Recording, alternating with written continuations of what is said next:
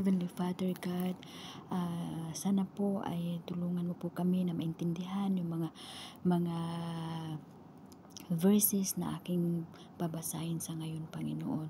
Tulungan mo po kaming lahat na ito ay papasok sa aming puso at isipan, Panginoon. Salamat, Panginoon, at kami ay nandito ngayon at hinihingi ko po ang inyong presensya sa gabing ito. Ang unang basahin ko ay sa Salmo chapter 11. Pagtitiwala sa Panginoon. Nagtitiwala ako sa Panginoon na aking kanlungan. O tao, bakit ninyo sinasabi sa akin, tumakas ka papuntang kabundukan at lumipad tulad ng ibon? Inihanda na ng mga masama ang kanilang mga pana para panain ng palihim ang mga matuwid. Ano ang magagawa ng mga matuwid kung ang batas na pundasyon ng bayan ay wala ng halaga? Ang Panginoon ay nasa kanyang templo at nasa langit ang kanyang trono. Tinitingnan niya at sinisiyasat ang lahat ng tao. Sinisiyasat niya ang matutuwid at masasama, at sila'y napupuot sa malulupit. Pauulanan niya ng lumalagablab na baga at asupre ang masasama, at ipapadala niya ang mainit na hangin na mapaso sa kanila. Dahil ang Panginoon ay matuwid at iniibig niya ang mga gawang mabuti, kaya ang mga namumuhay ng tama ay makakalapit sa Kanya. Psalms 12. Panginoon, tulungan niyo po kami dahil wala nang makadiyos at wala na ring may panindigan. Nagsisinungaling sila sa kanilang kapwa, nambubula sila para makapandaya ng iba. Panginoon, patigilin niyo na sana ang mga mayayabang at mambubula. Sinasabi nila, sa pamamagitan ng aming pananalita ay magtatagumpay kami. Sasabihin namin ang gusto naming sabihin, at walang sinumang makakapigil sa amin. Sinabi ng Panginoon, kikilos ako, nakikita ko ang kaapihan ng mga dukha, at naririnig ko ang iyakan ng mga naghihirap. Kaya ibibigay ko sa kanila ang pinapangarap nilang kaligtasan. Ang pangako ng Panginoon ay purong katotohanan, gaya ng purong pilak na 7 ulit na nasubukan na nagliliyab na pugon. Panginoon, nalalaman namin na kami ay inyong iingatan at ilalayo sa masamang henerasyon. Ito ay magpakailanman. Pinalibutan nila kami at pinupuri pa ng lahat ang kanilang kasuklam-suklam na gawain. Psalms 13. Panginoon, hanggang kailan niyo ako kalilimutan? Kalilimutan niyo ba ako habang buhay? Hanggang kailan ba kayo magtatago sa akin? Hanggang kailan ko dadalhin itong mga pangamba ko? Ang aking mga araw ay punong-puno ng kalungkutan. Hanggang kailan ba ako matatalo ng aking mga kaaway? Panginoon kong Diyos, bigyan niyo ako ng pansin, sagutin niyo ang aking dalangin, ibalik niyo ang ningning sa aking mga mata upang hindi ako mamatay at upang hindi masabi ng aking mga kaaway na natalo nila ako dahil tiyak na magagalak sila kung mapahamak ako. Panginoon, naniniwala po ako na mahal niyo ako at ako ay nagagalak dahil iniligtas niyo ako. Panginoon, aawitan kita dahil sa napakabuti niyo sa akin mula pa noon. Psalms 14. Walang Diyos, iyan ang sinasabi ng mga hangal sa kanilang sarili. Masasama sila at kasuklam-suklam ang kanilang mga gawa. Ni isa sa kanila ay walang gumagawa ng mabuti.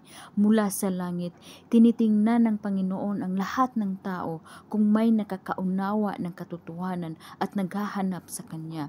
Ngunit ang lahat ay naligaw ng landas at pari-parihong nabulok ang pagkatao.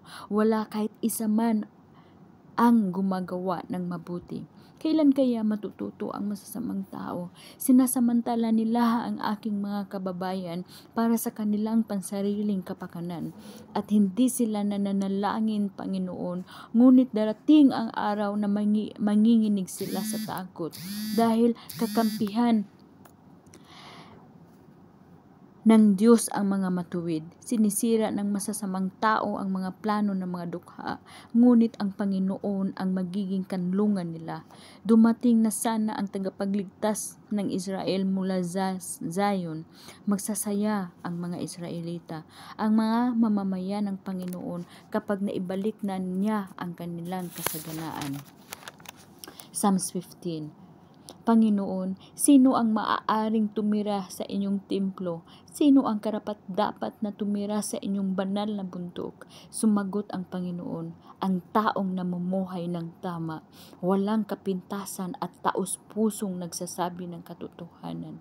Hindi naninirang puri at hindi nagsasalita at gumagawa ng masama laban sa kanyang kapwa. Tinatakwil ang mga taong sobrang sama, ngunit pinarangalan ang mga taong may takot sa Diyos. Tinutupad ang kanyang pinapangako kahit na mahirap gawin.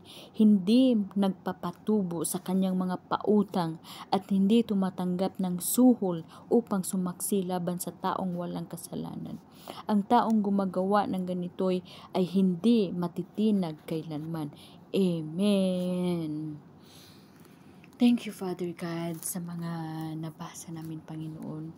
Lord Jesus, ayaw namin na kami ay iyong itakwil, Panginoon. Kaya tulungan mo kaming mamuhay ng tama at ayaw namin mamuhay na puro kasamaan, Panginoon. Ayaw namin na ikaw ay maggalit sa amin, Panginoon, at kami ay itakwil ng tuluyan, Panginoon. Tulungan mo kami na maging tuwid na kagaya mo, O Lord Jesus. Maraming salamat sa presensya mo. Sana itong mga mensahe ay magbibigay sa amin ng kaliwanagan, Panginoon, at ito ay ang aming gagamitin sa araw-araw, Panginoon. Maraming salamat, Lord Jesus, sa paggabay mo sa amin, Panginoon. Maraming salamat sa mga salita mo, O Diyos, na karamihan ay binabaliwala lang, Panginoon. Tulungan mo ang lahat, Panginoon, ang mga taong napapaliwala, Lord Jesus. Ikaw ang Diyos na makakatulong sa aming lahat, Panginoon. Hindi namin ito magagawa lahat kung wala ang tulong niyo, Lord Jesus. Tulungan mo kami, tulungan mo kami, tulungan mo kami. Maraming salamat, Panginoon, sa pagpatnubay mo sa amin. Huwag niyo po kaming ilihis ng daan, Panginoon. Tulungan mo kami at liwanagan ang lahat na hindi pa nakakilala sa inyo, Panginoon. Maraming salamat po. Maraming salamat sa mga buhay namin. Maraming salamat, Panginoon. This I prayed in the name of Jesus. Amen.